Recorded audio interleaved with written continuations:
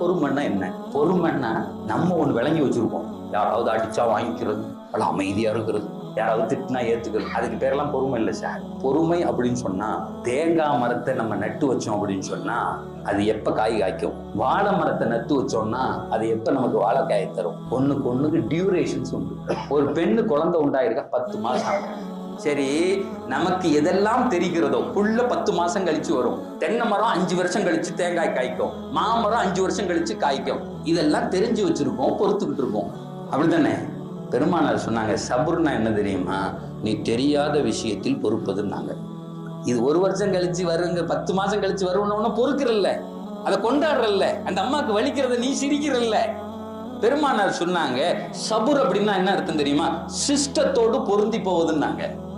உனக்கு எதுக்கெல்லாம் டியூரேஷன் தெரியலையோ, காலம் வரலன்னு சந்தோஷமா இருக்கணும். என் நல்லா நிகழ்த்தி காமிப்பான், அதுக்கு பேர் தான் சபுர்.